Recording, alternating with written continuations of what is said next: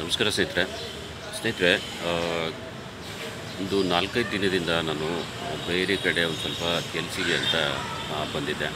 So ಬಂದಾಗಿಂದ ತುಂಬ ಜನ ಮೆಸೇಜ್ ಮಾಡ್ತಿದ್ದೀರಾ, ಕಮೆಂಟ್ಸ್ ಮಾಡ್ತಿದ್ದೀರಾ, ಕಾಲ್ಸ್ ಕೂಡ ಮಾಡ್ತಿದ್ದೀರಾ.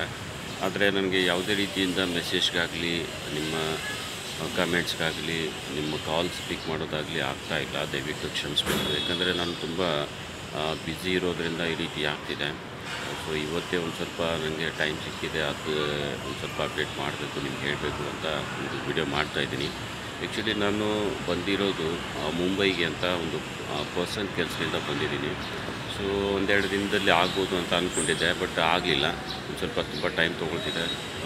ಇವತ್ತು ಕೂಡ ಅಂದರೆ ಇವತ್ತು ಟ್ಯೂಸ್ಡೇ, ಮಂಗಳವಾರ. ಇವತ್ತು ನಾನು ಇಲ್ಲೇ ಇದ್ದೇನೆ ಇನ್ನೂ.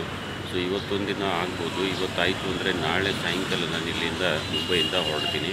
ಸೊ ಬಂದಮೇಲೆ ಎಲ್ಲರ ಕಮೆಂಟ್ಸ್ಗೂ ಮತ್ತು ಮೆಸೇಜ್ಗೂ ಆಮೇಲೆ ಕಾಲ್ಸ್ಗೂ ಪಿಕ್ ಮಾಡಿಕೊಂಡು ನಿಮ್ಮ ಪ್ರಶ್ನೆ ಏನೇನಿದೆ ಅದರ ಬಗ್ಗೆ ಮಾಹಿತಿ ಕೊಟ್ಟು ಕ್ವಶನ್ಸನ್ನು ಕ್ಲಿಯರ್ ಮಾಡಿ ಕೊಡ್ತೀನಿ. ಸೊ ಅಲ್ಲಿವರೆಗೂ ದಯವಿಟ್ಟು ಕ್ಷಮಿಸ್ಬೇಕು. ಯಾಕಂದರೆ ನಾನು ಬೇರೆ ಕೆಲಸದಿಂದ ಇಲ್ಲಿ ಬಂದಿರೋದ್ರಿಂದ ನನಗೆ ಈ ರೀತಿ ಸಮಸ್ಯೆ ಆಗ್ತಿದೆ. ಸೊ ನಿಮಗೂ ಕೂಡ ಇಲ್ಲಿ ನಿಮ್ಮ ಪ್ರಶ್ನೆಗೆ ಉತ್ತರ ಸಿಗ್ತಾಯಿತ್ತು ಅನ್ನಿಸ್ತಾ ಇದೆ. ಸೊ ದಯವಿಟ್ಟು ಕ್ಷಮಿಸಬೇಕು. ಈಗ ಬಂದ ತಕ್ಷಣ ಇದ್ರ ಬಗ್ಗೆ ಎಲ್ಲ ಏನು ನಿಮ್ಮ ಕ್ವಶನ್ಸ್ ಇದೆ ಅದನ್ನೆಲ್ಲ ಕ್ಲಿಯರ್ ಮಾಡಲಿಕ್ಕೆ ಟ್ರೈ ಮಾಡ್ತೀನಿ. ಸೊ ಇದೊಂದು ಸಿಂಪಲ್ ಒಂದು ವಿಡಿಯೋ ಮಾಡಿದ್ದೆ ನಿಮಗೆ ಅಪ್ಡೇಟ್ ಕೊಡಬೇಕು ಅಂತ. ಸೊ ಮೊದಲೇ ನಾನು ವಾಟ್ಸಪ್ ಸ್ಟೇಟಸ್ ಎಲ್ಲ ಇಟ್ಟಿದ್ದೆ. ಸೊ ಯಾರ ಹತ್ರ ವಾಟ್ಸಪ್ ನಂಬರ್ ಇದೆ ಅವರಿಗೆ ಈ ಮೆಸೇಜ್ ಬಂದಿದೆ. ಅದ್ರ ಜೊತೆ ನಾನು ಶಾರ್ಟ್ಸ್ ಕೂಡ ಹಾಕಿದ್ದೀನಿ. ಸೊ ಇವಾಗ ಇದೊಂದು ಚಿಕ್ಕ ಅಪ್ಡೇಟ್ ಮಾಡಿ ನಿಮಗೆ ಮೆಸೇಜ್ ಮುಟ್ಟಿಸ್ಬೇಕು ಅಂತ ಈ ವಿಡಿಯೋ ಮಾಡಿದ್ದೀನಿ. ಸೊ ದಯವಿಟ್ಟು ಕ್ಷಮಿಸಬೇಕು. ಬಂದ ತಕ್ಷಣ ನಿಮಗೇನಿದೆ ರಿಪ್ಲೈ ಮಾಡಲಿಕ್ಕೆ ಸ್ಟಾರ್ಟ್ ಮಾಡ್ತೀನಿ. ಸೊ ಥ್ಯಾಂಕ್ ಯು ಸ್ನೇಹಿತರೆ. ನಾಳೆ ಸಾಯಂಕಾಲ ನಾನು ಬರ್ತೀನಿ.